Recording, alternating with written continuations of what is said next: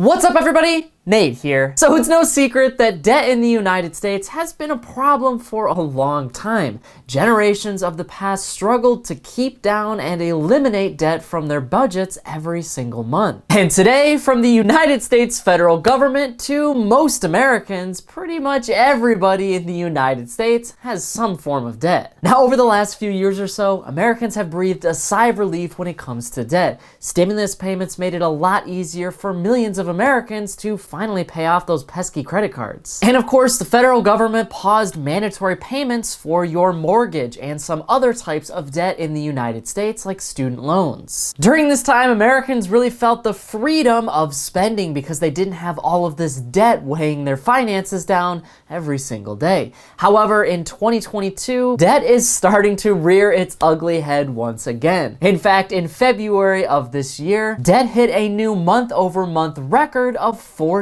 billion. And this is a really interesting phenomenon in the United States because we have inflation kind of causing the price of everything to go way up, which you would think would make Americans spend a lot less money, but so far we haven't really seen a major drop in consumer spending yet. Which is kind of an issue because you can't have inflation going way up and debt in the United States also going up. This is going to cause a massive spending problem in our economy as Americans just aren't going to be able to afford basic goods and services because debt is weighing them down and the cost of things is just way too high. And our economy is definitely going to feel the blow. So today I want to talk all about this new debt that has been forming in the United States over the last few months. We're going to go over exactly how this is all going to affect our economy and what this is all going to mean for the future of American finances in 2022 and beyond. But before I get into all of that, do me a quick favor and hit, smash, or destroy that thumbs up button below and ring that notification bell too. Both of those two things are completely free and they help to show me that you like this video and that you want to see even more just like it. Thank you so much for doing that. And now let's talk all about debt in the United States. So from Gen Z to millennials to Gen X and even boomers, debt is a serious problem.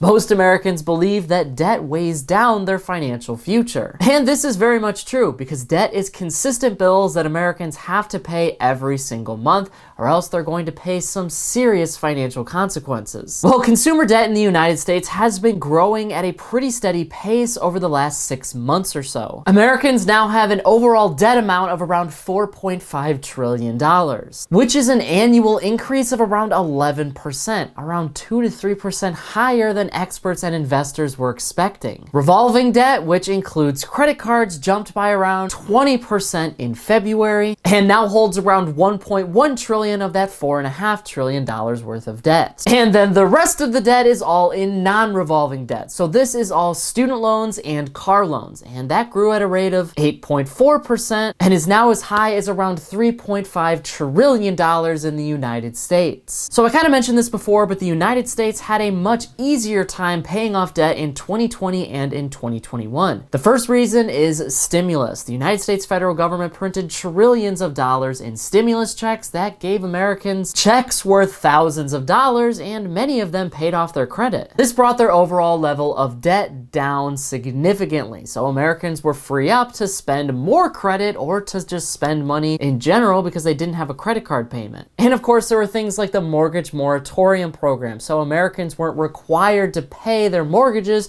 for a specific period of time in the United States. A lot of Americans ended up taking those mortgage payments and applying them to their other debt instead. And what you're probably thinking is, Nate, that's crazy. How could you not pay your mortgage if you're able to and instead pay off your credit card? Well, this actually makes a lot of sense for a lot of Americans if you want to try to get your debt as low as possible, as quickly as possible. Credit cards have an adjustable interest rate, and the Federal Reserve in 2020 dropped their benchmark interest rates as low as they possibly could. With rates at 0%, there wasn't as much interest to pay off for these credit cards, so interest wasn't building nearly as fast as it was in previous years. Credit cards, though, hold a higher interest rate in general. I mean, it's not uncommon to see a credit card with an over 20% interest rate. So if you have a remaining balance after a month or a year, then all of that interest is going to hit you hard, and it's going to be very difficult to pay off that credit card. So even though you might have a minimum monthly payment on your credit card of say around $50, only maybe $10 of that is actually going towards the principal. The rest is interest. So it's nearly impossible to pay off your credit card if you don't make extra payments every single month. And of course, if you can, stop using it. But if we talk about mortgages for a second, well, if you have a fixed interest rate on your mortgage, then your interest isn't going to change for the lifetime of that loan. And especially over the last 2 years, interest rates were low for homes. I mean, I saw around a 2.875 interest rate in my home state of Michigan for a very long time. That is extremely low, so you're not paying a ton in interest every single month. In this case, it makes a lot of sense for Americans to go after their credit cards while they can, while mortgage payments are paused. So like I said, we started to see in 2020 and in 2021, debt start to slowly go down in the United States. Now, debt didn't disappear. Americans were still getting in debt because a lot of them bought houses in 2020 and in 2021 because interest rates were so low. So it made sense to get into a house when you could because the interest rate was so low, and you're gonna save hundreds of dollars a month and hundreds of thousands of dollars over the lifetime of your loan if you got in at the right time. Of course, now interest rates are starting to go back up, but we'll kind of discuss that in a second. And Americans were getting cars as well, and for the early parts of the pandemic in 2020, it wasn't extremely difficult to get a car because there wasn't the massive chip shortage yet. So Americans paid off a lot of their debt in 2020 and in 2021, but by the middle parts of 2021, the United States was running into a problem called inflation. The United States federal government printed so much money in 2020 that there was now so much extra money circulating throughout our economy. That created demand because when Americans paid off all of their credit cards, they now had extra money to turn to buy things that they actually wanted. And there's nothing wrong with that. If you can afford to buy something, then there's no reason not to buy it. But Americans started to stretch themselves just a little too thin during the middle parts of 2021 and today. Because they had such low credit, they thought it would be very easy to start putting some money back on their credit cards or taking out a loan. Everything was in such high demand. And don't forget, when the pandemic started, everything was closed down. Businesses were closed down, offices were closed down, schools were closed down, so nothing was really happening for a very long time. That means nothing was getting made, so your grocery shelves weren't getting supplied, and that ultimately led to supply chain issues. The big demand that we have in our economy, though, led to even bigger supply chain issues. So with people buying so much, that meant that inflation was going up in the United States. Inflation by definition just means that the monetary supply of a country is increasing. There are many more dollars available for everyone in the economy, but what that really means is that there is more money for people to spend.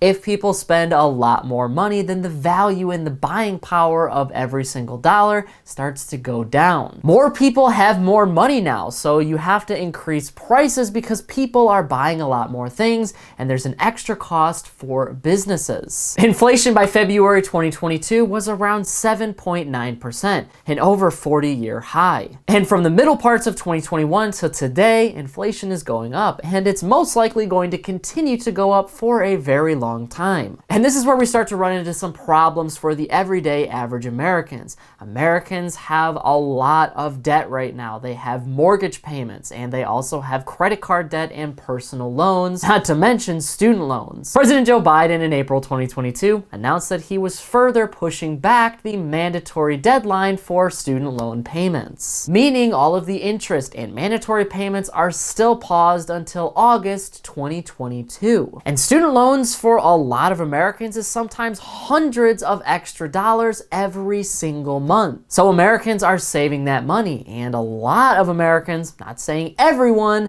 is now taking that money and spending it on a variety of different things. And with inflation going up, it doesn't really matter what you spend your money on, whether it's something that you want or something that you need, the price of it is going up. That means Americans' finances are constricted right now, and with debt starting to go up in the United States, their finances are going to be even more constricted. Mortgage payments are a huge portion of that, and many Americans became first-time homeowners in 2020 and in 2021 because of stimulus and super low interest rates. The problem now is, even if you got in at a great time, say the very beginning of the pandemic in 2020 with low interest rates and a mortgage that was very doable, well, taxes are starting to go up. You're now going to pay more just for living in your home because taxes are rising in the United States as property values increase. Not only that, but any American that started to spend any amount of money on their credit cards is now going to be hit hard. In 2020 and in 2021, the Federal Reserve made interest rates around 0%. And because credit cards have an adjustable interest rate, the interest for those cards was also very low, at least for credit cards. In March 2022, the Federal Reserve announced that it was starting to raise its benchmark interest rates. And immediately, we're going to see a 0.25% increase. That's not a lot right now, but the Federal Reserve wants to get even more aggressive with inflation, meaning we could see even more and even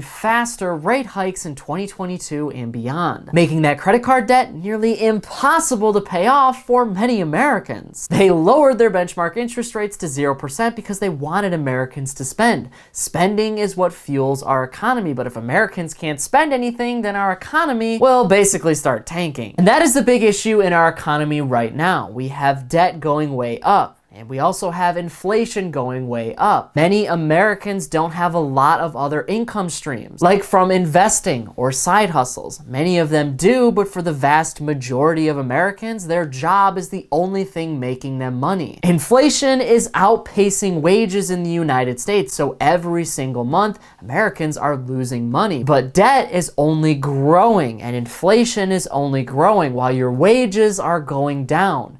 As you can see, we've got a problem. At some point, something has got to give in our economy. Americans can't afford to continue to pay outrageous prices for everything while also trying to pay off their debt. If they do, then they're not going to have any extra money, and we're already starting to see this. I mean, that's part of the reason why debt has increased, because Americans don't have any money right now, so they're turning to things like personal loans while interest rates are low. But eventually, that's not going to be an option. Many Americans are simply going to be priced out of getting a personal loan because interest rates are so high. They won't be able to make the monthly payments, so they can't get a loan and they can't pay the prices for things right now, so they're stuck. This is also why we've seen such a big labor movement in the United States over the last few years. The Great Resignation has meant millions of Americans have gone out to try to get better jobs, better paying jobs that offer better benefits and working conditions. All of that is an attempt to try to beat inflation and also try to pay off their bills, because no American wants to be sitting under crushing debt every single month. Now, with all of that being said, what exactly is coming next for the United States economy? Well, everything in the United States, from debt to assets, to consumer spending, to markets, has gone up and up and up to set new record highs over the last 2 years. That includes inflation. From my own personal experience, nothing, and I mean nothing, can go up forever. Something's got to give in our economy. What you've got to remember is our economy right now is not functioning how it should.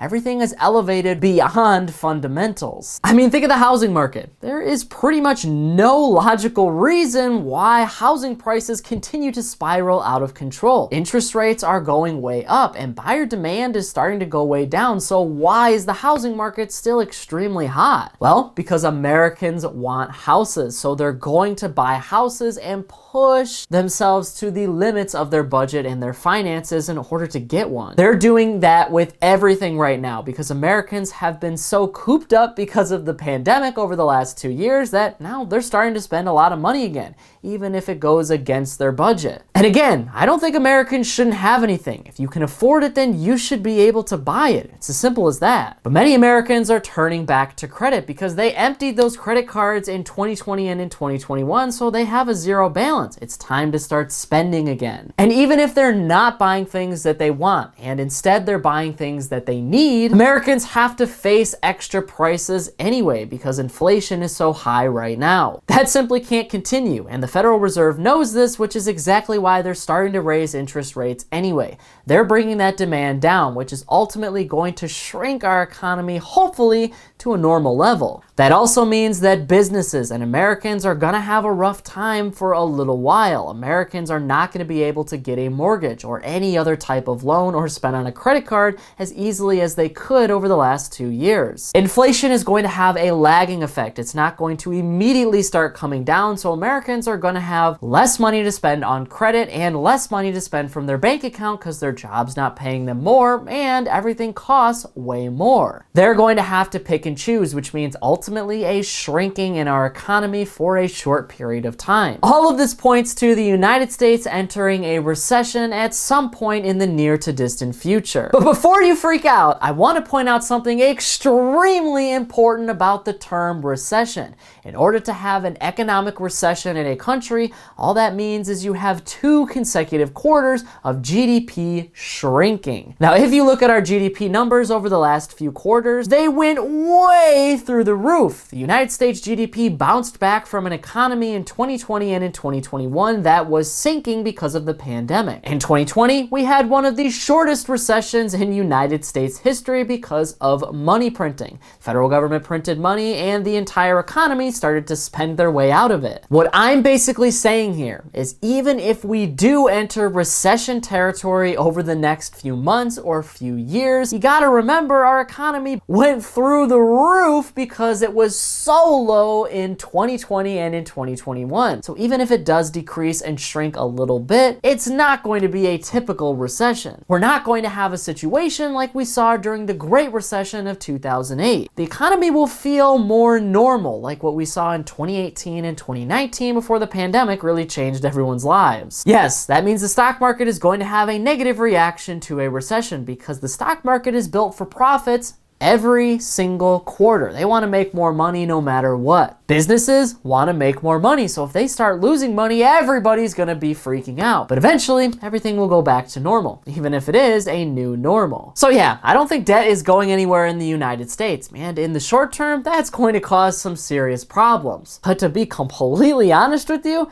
the United States has faced a lot over the last 2 years, and it is nothing that we all can't handle. But now I want to hear from you on this issue. What do you think about debt for consumers steadily rising in the United States and starting to set new records? Do you think this will cause long-lasting problems with our economy in the future? Or do you think eventually our economy is just going to level itself out and Americans are going to be in the exact same place they've always been financially? Whatever your thoughts are, leave a comment below before you go. But that is it for today's business and financial news breakdown. Thank you so much for watching. If you want to stay up to date with all of the top business and financial news from around the country, our team puts together a free daily newsletter, and you can subscribe to it by clicking the link in this corner right here. And if you want to stay up to date with me and everything else happening in the business and financial world, I'm putting out updates 7 days a week over here on this channel, and I've actually got another one ready for you right here, so be sure to check that out before you go. That is it for me, everybody.